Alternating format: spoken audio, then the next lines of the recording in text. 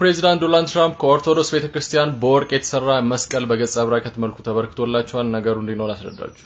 መጽደቅ አይችልም። ድንገረ ሁነቱን አይችልም ነው ምለ የመነኩሴ ሀብታም የባለትዳር ድሃ ይጸድቃሉ ብላችሁ እንዳትገምቱ።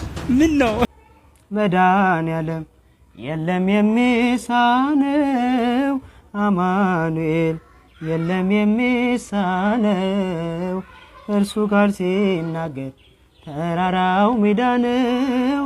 መድኃኔዓለም የለም የሚሳነው። መርገም የመስበር ዓመት መርገም አይታይም። ምን ጨነቀ? ሰብራ ሰበርኩ ትላለህ። ሰው አሜን ብሎ ይሄዳል። እንደ ክራንቹ ሁሉ ምንም ሰበር የለም። እንደ ዊልቸሩ ሁሉ ምንም ነገር የለም። ሲጀመር መርገሙም የለም እና መግደል መሸነፍ ነው አለን። ገዳይ ሆኖ ግን ተሸናፊ ሆኖ አየነው።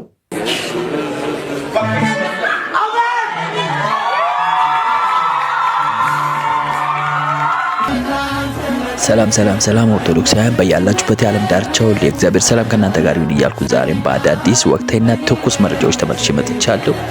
ያላችሁን ሐሳብና አስተያየት በኮሜንት ቦክስ አስቀምጡልኝ። እስከ መጨረሻው ተከታተላችሁ ማለት ነው። ለዚህ ቻናል አዲስ ሆናችሁ ሰብስክራይብ በማድረግ ቤተሰብ ይሁኑ። እንቀጥል።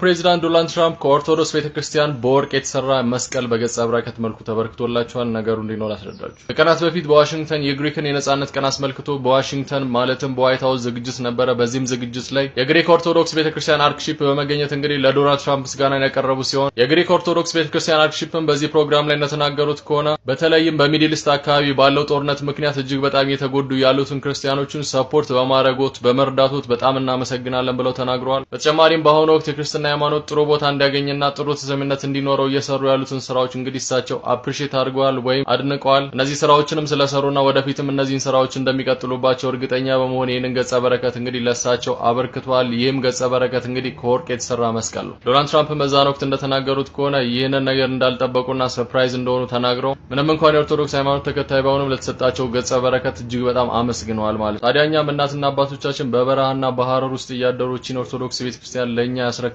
እናትና አባቶቻችንን መርዳትና ማገዝ ከኛ ይጠበቃል። ለሀገራችንና ለዓለማችን ሰላሙንና ፍቅሩን እንዲያመጣው በየበረሃው የሆኑ ጸሎትና ጾም የሚያደርጉ እናትና አባቶቻችንን እናስታውሳቸው ይገባል። ይህ ከኋላ የምትመለከቱት የሙታን ሳማር ቅዱስ ሚካኤል አንድነት ገዳም ነው። በዚህ ውስጥ የሚኖሩ እናትን ደርሰንላቸዋል። ነገር ግን የአባቶቻችን ሁኔታ በአሁኑ ወቅት እጅግ በጣም አስጊ ሁኔታ ውስጥ ነው ያሉት። እኛም ከወራት በፊት ወደ ቦታ በመጓዝ የአባቶቻችን ሁኔታ ለማየት ችለን ነበር። እጅግ በጣም አሰቃቂ ሁኔታ ውስጥ ነው ያሉት። ይህ ከኋላ የምትመለከቱት ቤት የሚኖሩበት ቤት ነው። እዚህ ቤት ውስጥ የሚኖረው አንድ ሰው ብቻ አይደለም፣ 5 ሆኖ ነው እንግዲህ እዚህ ጎጆ ውስጥ እየኖሩ ያሉት። የጎጆ ከግድግዳው የበለጠ ቀዳዳዎቹ እጅግ በጣም ይሰፋፋሉ። በዚህ ውስጥም እንግዲህ ብርድና ዝናቡ እየገባ እጅግ በጣም ተቸግረዋል አባቶቻችን። የሙታን ሳማር ቅዱስ ሚካኤል አንድነት ገዳምን ለማገዝ እነዚህን ሁለቱን አካውንቶች ይጠቀሙ፣ የኢትዮጵያ ንግድ ባንክና አቢሲኒያ ባንክ። በተጨማሪ እነሱን ቀጥታ ማግኘት ከፈለጋችሁ በእነዚህ ሁለት ስልክ ቁጥሮች ደውሉላቸው። በተጨማሪም ይህ ቪዲዮ ብዙ ሰዎች ጋር ተደራሽነት ኖሮት የአባቶቻችን ህይወት ለማስተካከል ይረዳን ዘንድ ይህንን ቪዲዮ ኮፒ ሊንክ እና ሼር ሲያስተምሩ መምሬ ያስተማሩ ምን ይላል? እጁን አወጣና መመሪያ ሰው እሳቸው የሚያስተምሩት ሰው እግዚአብሔር አምላክ ከአፈር አበጀው ያሉ ነው። እሳቸው የሚያስተምሩት እጁን አወጣና መመሪያ ሰው ከአፈር እንደዚህ ተበጀ እግዚአብሔር አበጀው የሚሉት ውሸት ነው አለ። እኛ የመጣ ነው ከጅንጀሮ ነው አለ ልጁ ሲል መመሪያ ደስ አሉኝ። ምን መለሱ? ልጄ እኔ አንተን ዘሮች አላልኩም ሰው was a Roman Catholic church, before there was a Greek Orthodox church, before there was an Armenian church, before there was any other church, there was the Ethiopian Orthodox church, the oldest standing church to this day. So if you want to talk about the African roots of Christianity, you need to start down in Ethiopia. Don't let somebody tell you your faith is the white man's religion. በጣም ከ12 ሚሊዮን ብር ጋር በተገናኘ በጣም የተጨነቀ ያለ ሰው ያለው 12 ሚሊዮን ብር 12 ሚሊዮን ብር ጋር ነው እዚህም አለው እያለ ነው። ምንድነው 12 ሚሊዮን ብር? ያገለግልበት ክርስቲያን ነበረ። የቤተ ክርስቲያን ባለ ራዕይ ነኝ። እሺ። እና ከቸርቹ ለቃችሁ ውጡ አሉ። እሺ። ምንም ብር በሌለበት ባዳላይ ቦታው ይገመት ገዛለሁ አልኩ። ባለግቢዎች 12 ሚሊዮን አሉ። ከዛ እያለቀስኩ አሁን ወደዚህ መጣ። 12 ሚሊዮን እያስጨነቀ ያለው? አዎ። ከዛ 12 ሚሊዮን ገዛለሁ ብዬ አስቀምጥኳቸው። ኦይል ዘልና ና ወደዚህ ቦታውን እንደምትገዛው እርግጠኛ ነኝ? አዎ እርግጠኛ ነኝ። አንተ ብቻ ሳትሆን እኔም እርግጠኛ ነኝ ቦታውን ትገዛው። በጣም እርግጠኛ ነኝ። አልቋል። በእግዚአብሔር ዓለም ላይ አልቋል። ይችላል። ተከፈተ በሉ። ተከፈተ። ከዚህ ሰዓት ጀምሮ እጦት ወደ አንተ መንደር፣ አንተ ወዳለህበት ስፍራ አይገባም። አሜን።